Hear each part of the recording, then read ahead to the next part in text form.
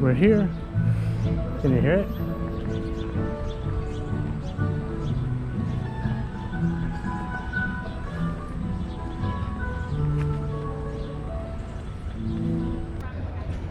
Happy birthday, Missouri.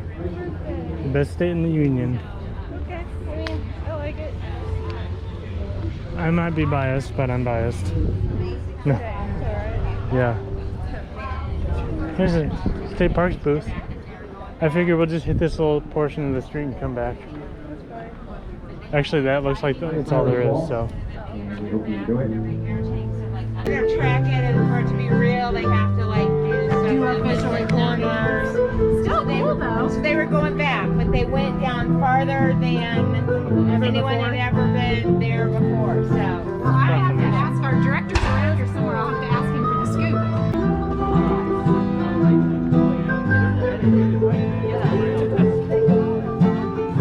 Sorry.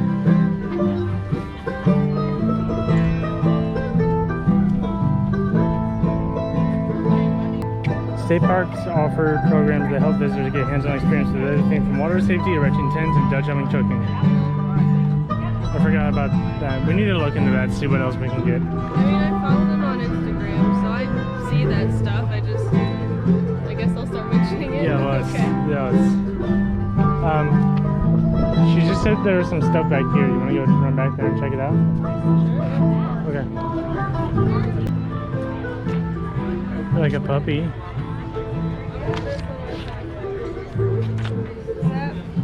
Yes. Yeah, that's cool. And the state tree, the dogwood, is one of the state trees, and then there's the state tree nut. That's a separate thing. Is the black walnut? That's the baby black walnut. This is what they grow up to be. That's a black walnut. The straight one or the? Okay. That's a black walnut right here. Okay. How long does it take to grow one of those? I'm guessing at least 50 years or something like that. That's not bad. Now the dogwoods, they don't get there, 15 feet, something like that. Yeah, I mean a huge one would be like 20, 25.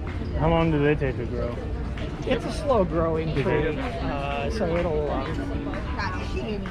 and it's, in the forest it's considered what they call understory. It kind of fills in underneath the big trees like the walnuts. Okay, The that's sycamores, cool. like the redbud's another one. It's kind of a, a short, tree that's in the shady areas. Yeah. Even though people do plant them in the full sun, and maybe they, in their yards, and may or may not do as well in those conditions. Yeah. But just as long as you're planting trees, that helps Yeah, definitely. all around. Cast iron glasses frames, and then Bicentennial horseshoe. some old glasses. So hoops. How much does it cost? Yeah. Making them up there. So he is. Sorry. We're all. Yeah. Well, we gotta actually. There's a museum in Memphis. I wanted to say she wanted to like go eat. Civil War blacksmithing. It's $30 a year. Remember, you see the demonstration. It's only maybe 6 months to find some land, and I wish we had to keep time.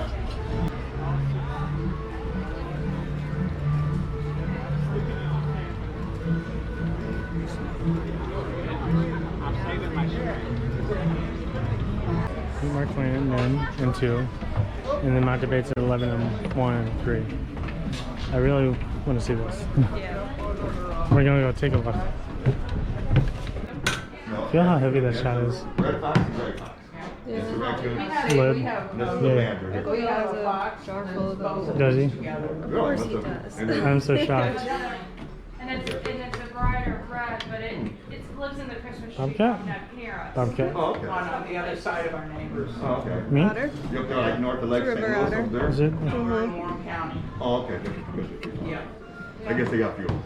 Yeah, there's like 2 around our area. Oh, that's the How guy. you folks doing? Good, how about you? Got any questions? I got answers either way.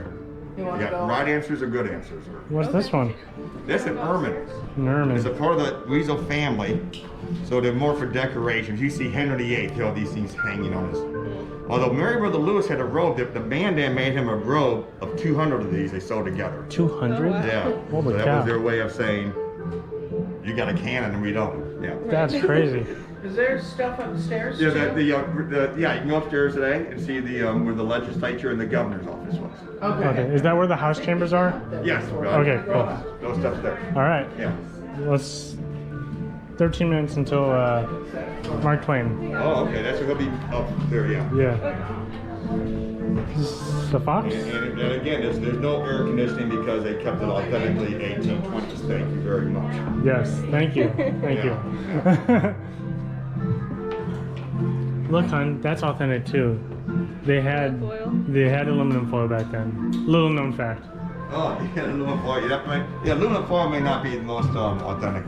Yeah. little known fact. I like to show the kids though the authentic broom here. It looks like a Oh wow. Wicked Witch of the West. Yeah, that's cool. Yeah, just get a stick and some straw and you get yourself a Yourself a broom. I like We it. got What's this? we got our soap. Deer. Oh, you're right. We got our soap that you make on the animal fat. Yeah. So you take that and you mix it with lye. So you get lye by getting all your ashes from your fireplace. Mm-hmm. Pour it through the lye, through the ashes. That's how you make lye, and then Yeah. there you go. That's really And this cool. is great for bug bites and poison ivy. Is it? Oh, I guess it just takes it right off. I don't know what it does, but it works. And this is beeswax to make candles. Yeah. So you just melt in there, put the wick in, and there you go. That's cool. Now this ugly thing, oh, it broke. Put it back together. What was it? No. This is a tallow candle. Oh, tallow. Because this is going to cost you a nickel. And yeah, I can see you guys are too cheap. So That's right. you make your own. So you can take the animal fat again, and you make your own candle. So it wouldn't burn as bright or as long, but splatter might smell like bacon from a pig. Yeah. And you got yourself a candle. There we go. And this is a 200-year-old dog poop. Nice. Yeah. Actually, it's a Tennessee twist. That's chewing tobacco. Here's chewing tobacco. That's Yeah. cool. So it probably tastes the same as a 200-year-old dog poop. So everybody chewed tobacco, even the ladies. Mm-hmm. I seen once the ladies had their own little spittoon they would hold. Really? Huh. So they didn't have the brass spittoons, they had ceramic spittoons, you'll see upstairs. And when the first rules are made here, they used to have, they didn't have enough spittoons for everybody, and they all like to chew, so they say you can spit on the floor. So they would spit directly on the floor, and you see some cracks in the floor. So sometimes you get some ghosts that still come down. So that's the kind of people we had here 200 years ago. Was a It sounds about right. bunch of tobacco chewing, pro-slavery, anti-women voting people. Sounds about right. It does. Got 8 minutes. So got 8 minutes.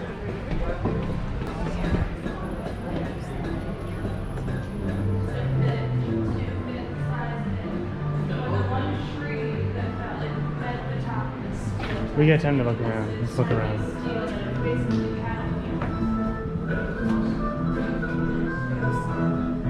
What? Oh.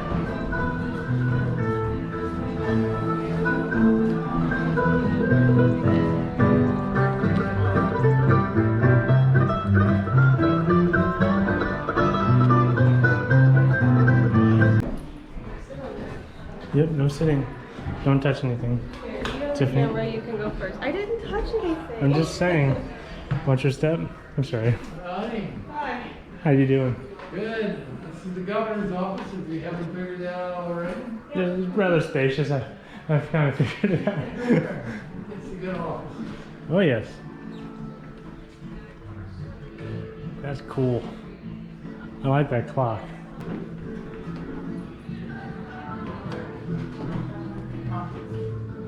Light your candle.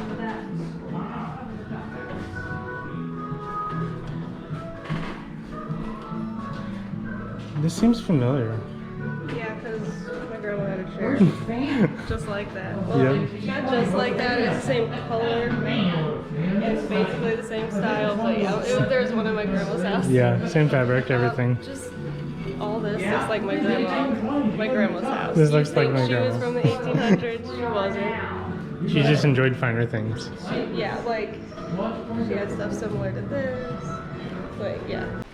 On some of the, heat and all this. That's cool. I grew up without air conditioning. John Miller, 4th Missouri governor. Frederick Bates, second Missouri governor.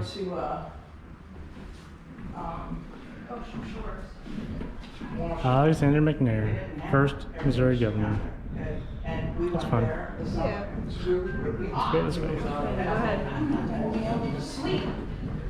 So we were able to open the window. Watch your step. Hi. First state capitol. You are in the legislative chamber now. This is where the legislature met for 5 years, from 1821 to 1826. Over here is where the Senate was. 14 members presided over by the lieutenant governor. Over here was the Missouri House of Representatives, presided over by the Speaker of the House. 14 members of the Senate, 43 over here. What did they met here for 5 years. What did they do? They passed laws and did things to launch state government. Some couple things that impact you today would be they adopted State seal. Look at that. Okay, that was decided right here. Okay. Yeah. They also decided where the permanent state capital was going to be. They always knew that this was going to be the temporary state capital.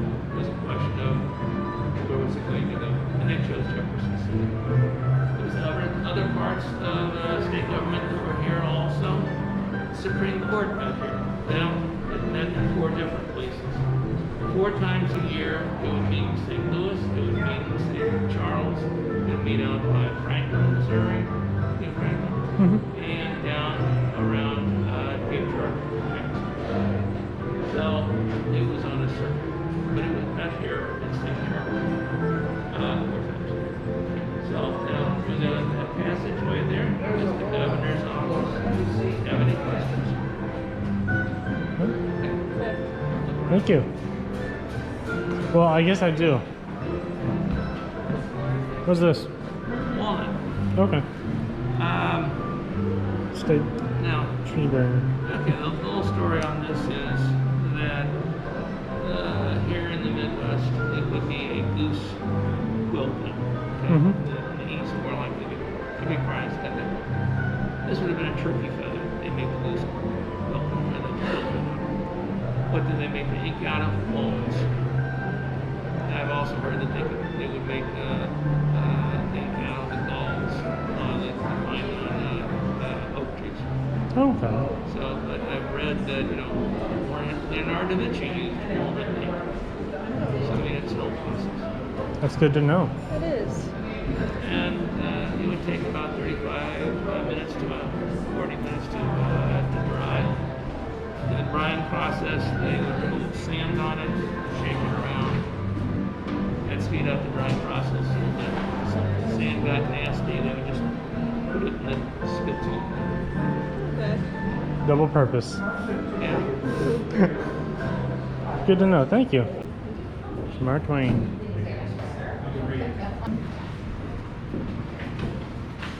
Thank you.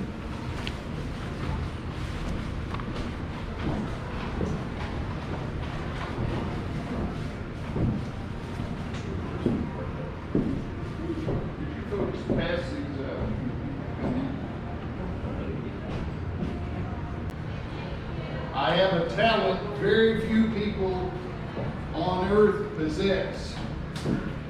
I can answer any question on earth, and some of them are actually right.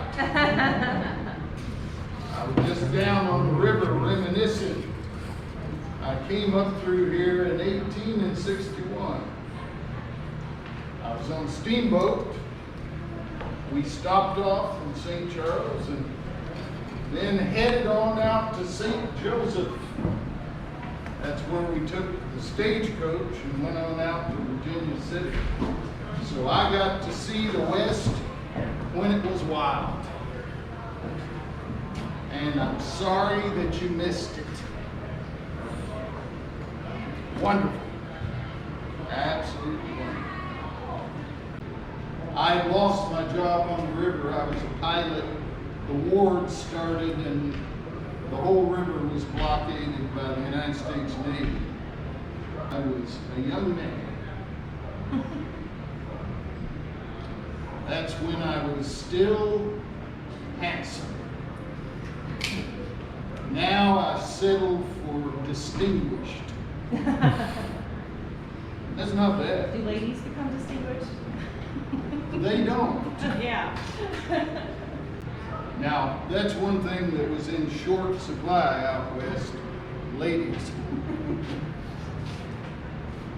I went for months in the mining camps and never saw a woman. And until I got to San Francisco. And I was checking into a hotel and wonders, there was a young lady behind the counter. And I have to tell you, she looked good to me.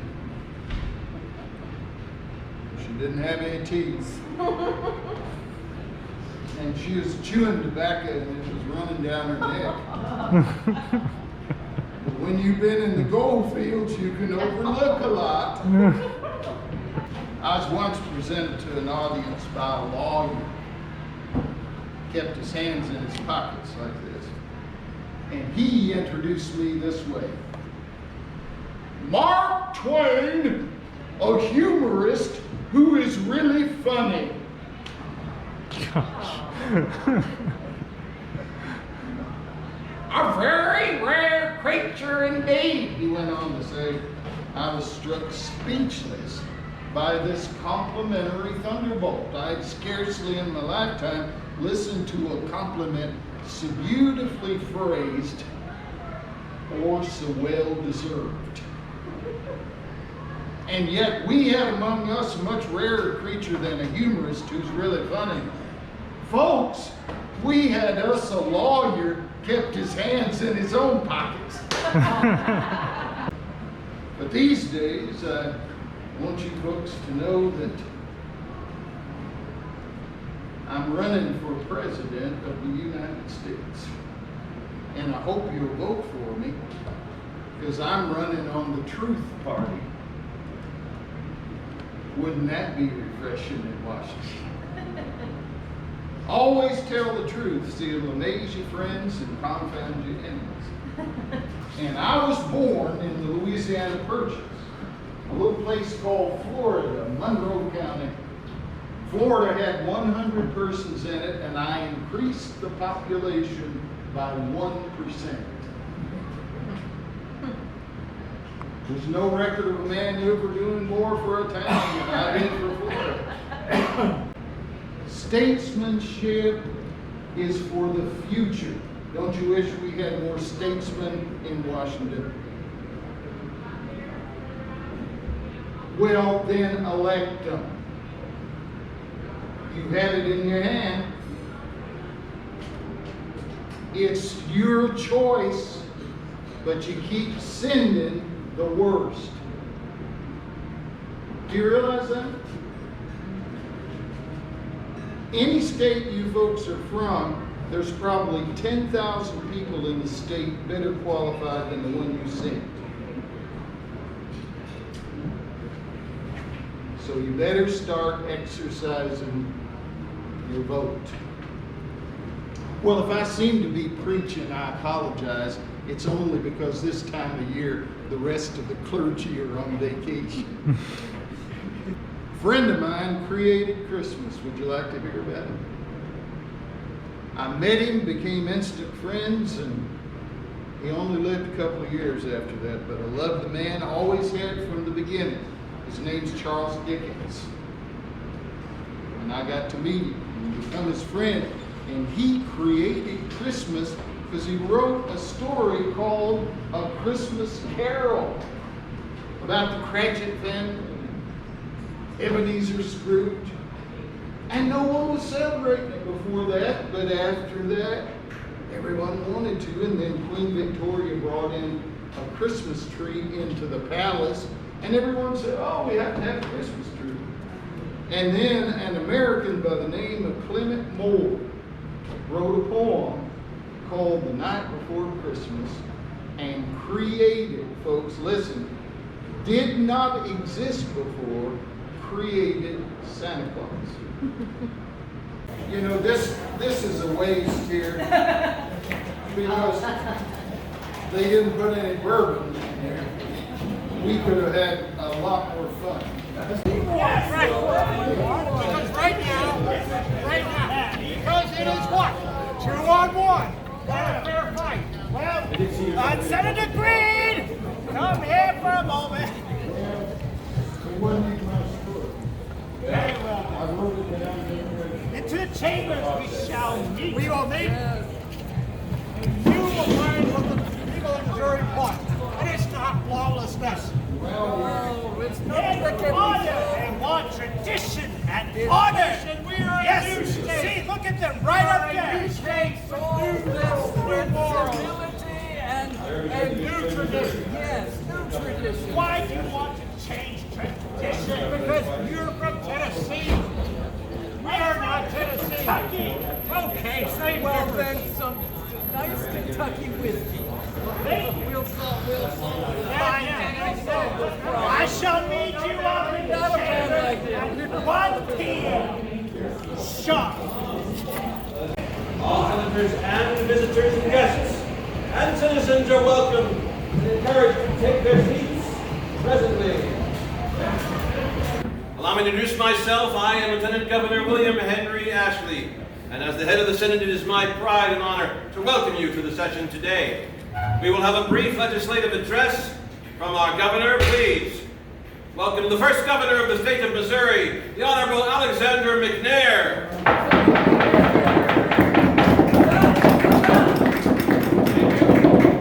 Please be seated. Please be seated. Ladies and gentlemen, citizens, it is my great honor to welcome you to the capital of our brand new state. And to my fellow Missourians, it is with deep humility that I thank you for your votes, allowing me to assume the governorship, defeating my opponent. What was his name again? William Clark. Clark, yes, that's right. Well, he made his way to the Pacific in that little boat of his. I'm sure he'll find something to occupy his time. But no matter. As you are no doubt well aware, this is not the first election to be held in this area. Many elections were held before when we were but a mere territory, but the elections were full of, shall we say, characters. Wouldn't you agree, Mr. Lieutenant Governor? Aye, yes, it was a great moment reading the editorial of the newspaper that referred to the fact that the voters should not send back to Congress a previous batch of ignoramuses, incapable of reading, much less comprehending the English language, and woefully deficient in every qualification required to be a legislator. Wise advice. And you with these folk here instead. On that note, a reminder to our senators that you ought to conduct yourselves with grace and dignity, so please do not spit on the floor. Instead, we have a spit bucket up here for your convenience. We could not provide them everywhere, so for those of you seated in the middle and the back, we encourage you to get a high enough angle when you expectorate in the hopeful attempt to miss your neighbor. Get on with it, McNair. We're not getting any younger here. Indeed. I know there was much work to be done. But since we have several citizens who may be joining us for the first time, I thought it might be a good idea to give a brief overview of what it is we've accomplished. No doubt many of you, while driving by this building in your horse and buggy, wonder what it is that goes on within these walls. Some of us who work here wonder what goes on within these walls. Our story began just 2 years ago when St. Charles was the absolute natural choice to be the first state capital. All right. Perhaps I exaggerate. In truth, it was quite a journey to choose St. Charles as the capital of our state. Yes, the Senate was originally going with its choice of Potosi. Yes, but that was struck down, and we suggested as co-sign to the Senate. Yes, which was defeated. Yes. And then St. Louis was proposed. Which lost. St. Charles was proposed. And lost. Fawcett. Lost. St. Charles was put forward yet again. And lost again. Boonville. Lost. Yeah. Well, Franklin. St. Genevieve and Herculaneum were all proposed. And all lost. Then the House approved Franklin by a vote of 20 to 19. But the Senate would not approve Franklin. so the Senate went back to its original choice of Coat Sans descend, and the House through its original choice of Franklin. St. Charles was submitted as a compromise. Both the House and the Senate agreed. I signed the bill, making St. Charles the first official temporary capital of the state of Missouri. And who says Congress can't get anything done? And after all that work, we make our way here to St. Charles, to this beautiful city of 1,100 people, to our beautiful new state capital. Some state capitol building. Just this morning I had to traipse my way through a mountain of hay and horse feed just to get to these chambers. And then a woman asked me if I knew where the beeswax candles were, as if I was some sort of store clerk.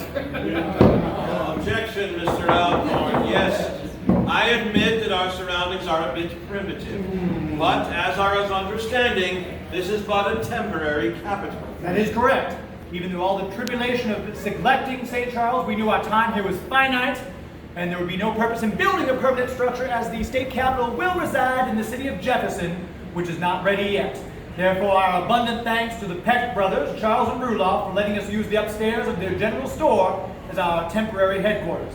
Thank you down there, Mr. Peck and Mr. Peck, I suppose. Yes. Oh, by the way, Lieutenant Governor, the bill for this month's rent is due. Yes, indeed. How much is that? 1 month's rent, $2 a day. Oh, that's too much for my... Even though we have done much here, there is still much to be done. In our short time in St. Charles, we have debated issues of slavery and states' rights, we've abolished poorhouses, and we've created something now that every single one of you in this room has seen, the Great Seal of the state of Missouri. Senator Green, perhaps you'd like to explain some of the finer details. With pleasure, with pleasure. Oh yes, it's beautiful, beautiful seal. So you can see in the center of the seal the familiar image of the United States of America. Adjacent, you will see the image of a crescent moon, representing that we are in a new phase, continuing to grow as a state. Now, surrounding the inner circle is the motto, United we stand, divided we fall.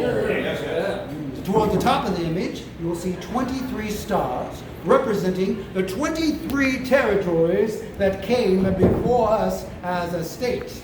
And the knight's helmet right here at the top will indicate our sovereignty as a state. And the Latin phrase, Salus Populi Suprema Lex Esto, declares that the law and the welfare of the people will be the supreme law. And you see these Roman numerals at the bottom indicate the year we began our function as a state, 1820. And finally, on either side, we see the image of grizzly bears, symbolizing strength and our citizens' courage. I like this. Yes. Now wait a minute. This is clearly a different polished seal than the one we originally saw. Because originally the bears there looked more like chimpanzees. Oh, that's right. That's right. Well, we called it the monkey seal. That's right.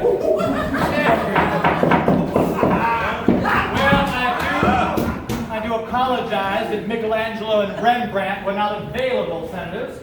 On that note, I know you have work to do, so I shall leave you to your business. If any of you citizens, like our senators, require lodging while you are here, may I recommend the Farmer's Tavern Boarding House in the 700 block of South Main. Governor, who might own that particular establishment? What can I say? It's good to be the governor. Good day. All right. I call this meeting to order on this day, the 13th of December, in the year Anno Domini 1822. This chamber shall take up the debate whether to establish an act that will prohibit dueling in the state of Missouri. Senator Butler, your statement will begin your first document. Now, the distinguished tradition of the duel has roots dating back centuries to the Middle Ages, where aristocrat and knight met upon open field to defend their honor in man-to-man combat. And then in 1777, a delegation of gentlemen from Ireland established the Code Dueling, known also as the 26th Commandment. These rules established fairness and order. Fairness and order.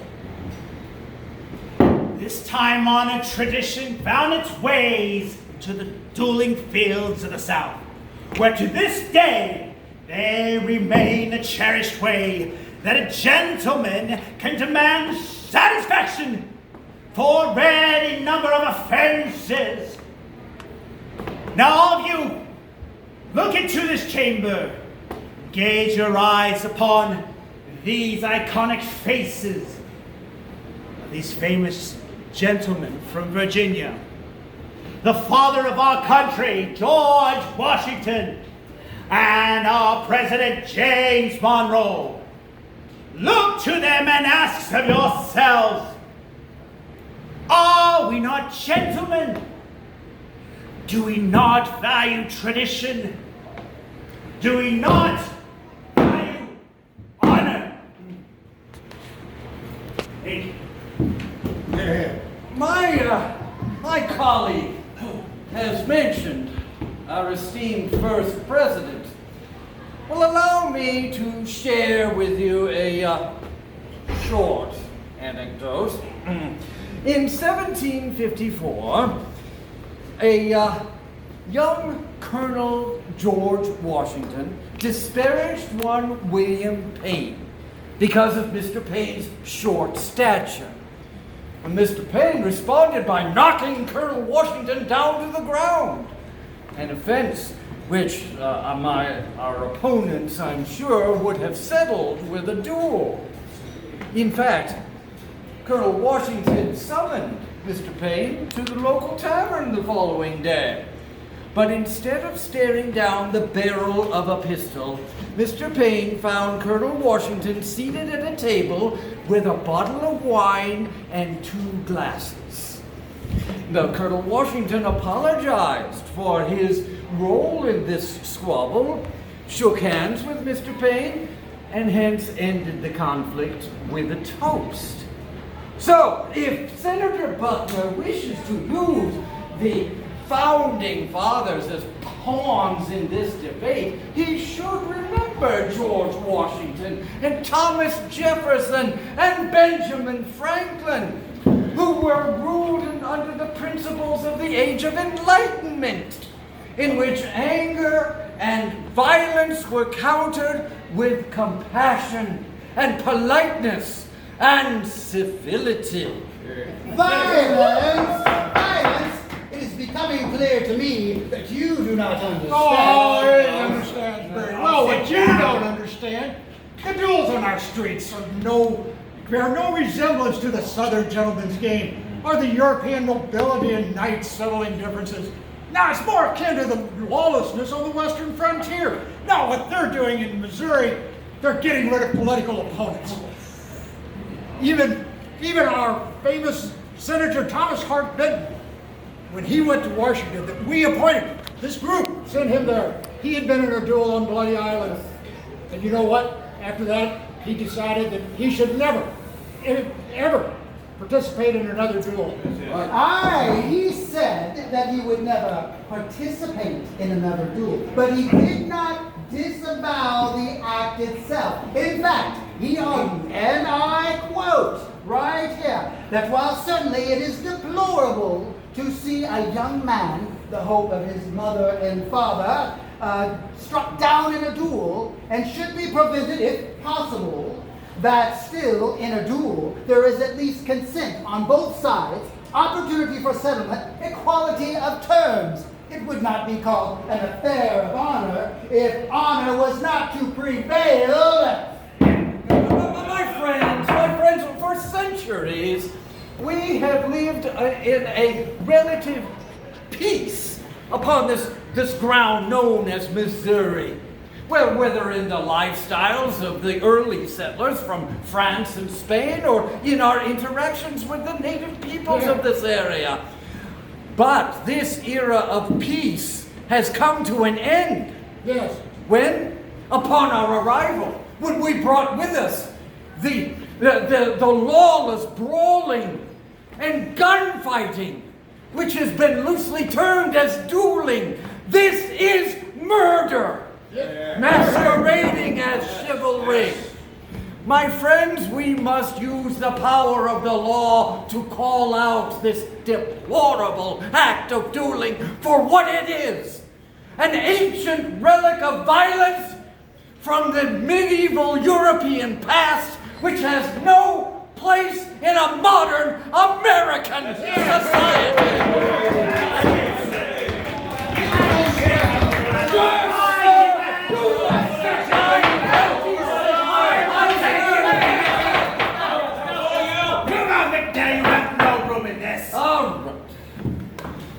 I do apologize. You thought politics were wild in your day. Things like this happen from time to time. Ha! This is nothing. He once threw a pewter inkstand at my head. What difference? There's nothing in there to hurt. I think on that note, Mr. Lieutenant Governor, perhaps we should reveal the results of the votes. Well, your governorship, I think we should poll our citizens to see how they felt the vote went. An inspired idea, yes. Show of hands, citizens, who here thinks that the legislation passed and dueling was outlawed in Missouri as of 1822? Let's see the hands. Yes. And who here thinks the motion did not carry and dueling remained lawful? Yes. Very good. Mr. Ashley, the results, please. Yes, indeed. On this date, the 13th of December, 1822, a bill designed for the suppression of the barbarous and ineffective practice of dueling has garnered enough votes in the affirmative for passage. And the signature of the governor will become law on the 1st of January, 1823. Mr. Lieutenant Governor, I move that we adjourn this session. I second that. All in favor? Aye. All opposed? The motion passed. The session is concluded. Honorary citizens, we do thank you for being with us today for this spirited legislative debate. We must now take our leave of you, but we invite you to enjoy all the other celebrations going on here at the First Missouri State Capitol Historic Site. Legislators, let us exit the chamber. To where are we going? How about the California House? I reckon if you're paying. Oh, the first round. Everybody a second. All right. May God save the great state of Missouri.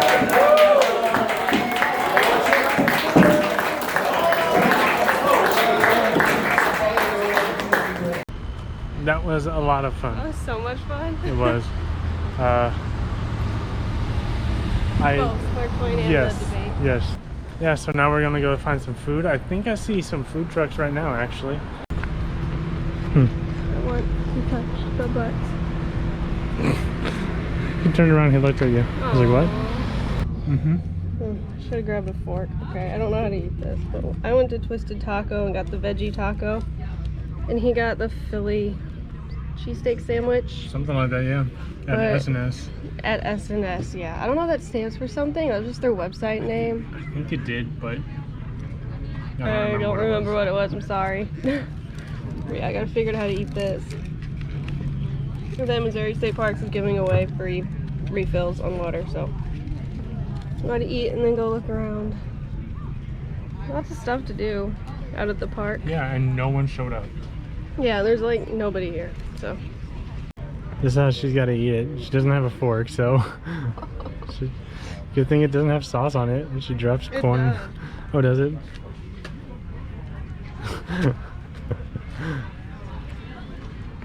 Okay, I didn't grab a fork, and a fork at the taco, so it doesn't stay inside the taco shell. Yep. It is what it is. I'm not wasting it. That's good stuff. Improvise, adapt, overcome.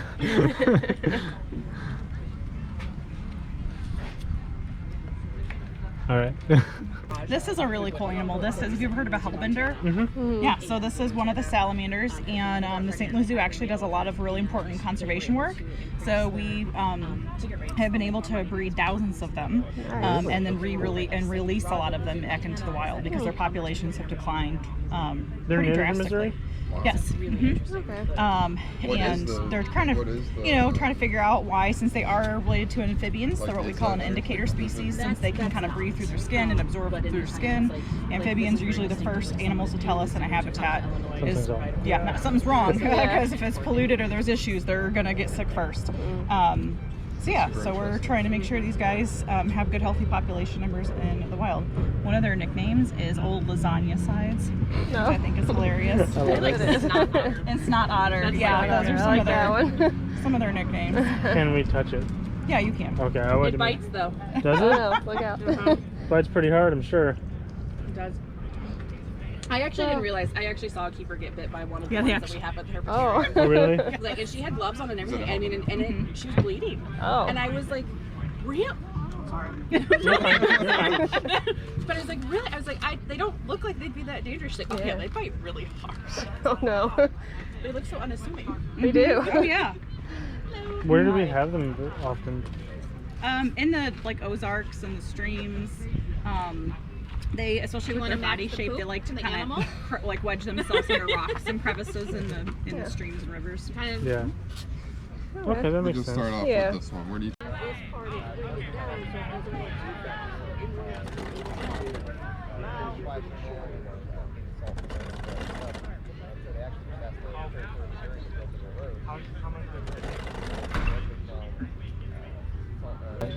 What hide is this? This is a deer hide. Okay. And what he's doing is he's scraping it, both sides so that he can make clothing out of it. He makes leggings. And then he made those himself? The whole process, so he can explain it to you, but he's gonna brain tan them. Yeah. With actual pork brains. And then Hi. He's gonna work them up and get them as soft as this. And then he's gonna smoke it at the end so that if it gets wet, it won't go back to raw hide. We're representing the 1830s in St. Charles. Between 1830 and 1850, we had about 30,000 Germans come into this area, about 100,000 into the U.S. That's when Augusta and the wine industry got started. Herman was established, and New Kaplan and New Melly, and lots of towns named after places in Germany. The Lutheran Church got its start in St. Charles County. Actually, the first one of the first seminaries in America for the Lutheran Church was in St. Charles. I didn't know that. And of course, they had a lot to do with beer. Oh yeah. The wagon train dolls, which were very popular during the 1860s to 1880s when they were traveling west, because you didn't have a lot of space on a wagon train. So the toys and stuff that were carried had to, nothing. Plus, when you left where you were going to, you left everybody. So grandma might make you a doll that had maybe a favorite skirt or piece of material, something that was hers, so you could remember her by. So that's why they were very popular and very easy. Fort Davidson, where's that? About 100 miles south of here, in a town called Pilot Knob. And Fort Davidson was built at the end of the railroad to protect the iron mines that were there in the valley. And at the end of the war in 1864, there was a major battle there where General Price came up from Arkansas. And his plan was to take all the equipment from Fort Davidson and then use it to capture St. Louis and Jefferson City and force Missouri to switch sides. But when he got to the fort, instead of the 400 militia that he expected, there was 1,500 folks ready for him. About 600 regular infantry, the 400 militia that was always there, plus another 500 volunteers, local volunteers. So they were well armed and ready for the fight, and he ended up taking the field, but lost so many soldiers and so much time that his plan to take St. Louis and Jefferson City never came to fruition. That's so cool. There, he made his way up towards us at the Battle of Lexington on his second attempt up there. Kind of got routed there to eventually making his way to the Battle of Westport in Kansas City, where he was ultimately defeated, and that cemented Missouri in the Union. Cool. Cool. I did not know I knew that. No.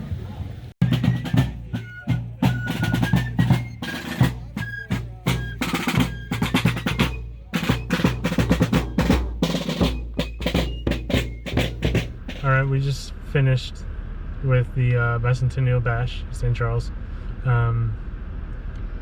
It was really hot today, as we knew it would be. Yeah. It's 94 right now at 5:30. Yep. So it was even hotter earlier. And the camera kept overheating, Yep. and our phones wouldn't stay charged long enough to do more than like a 2-minute video.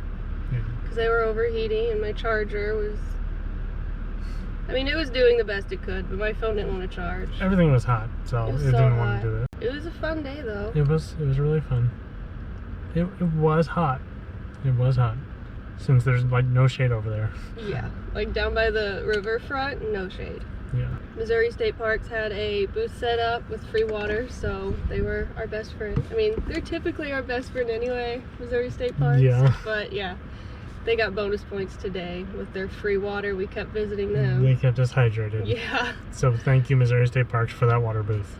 We saw some neat stuff, learned some, I mean, I didn't learn a lot of history. I already knew a lot of it.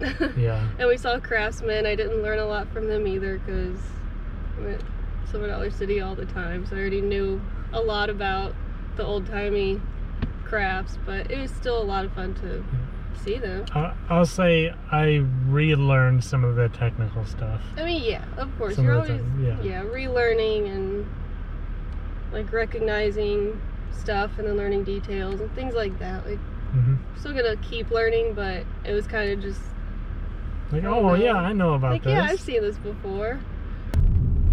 So we wanted to add something to our videos where we talked about our favorite part of what we were doing or what we'd seen or whatever. So what was your favorite part, Tiff? My favorite part was probably the debate, just because it was so like lively and you could tell they were having fun with it. Yeah, I'd have to agree there. Yeah. And it was also a history lesson. And then a very, very close second was Mark Twain. Yeah. Like, that was almost my favorite enough. I'll say I had 2 favorites. I'd have to agree with you that my favorite was the debate.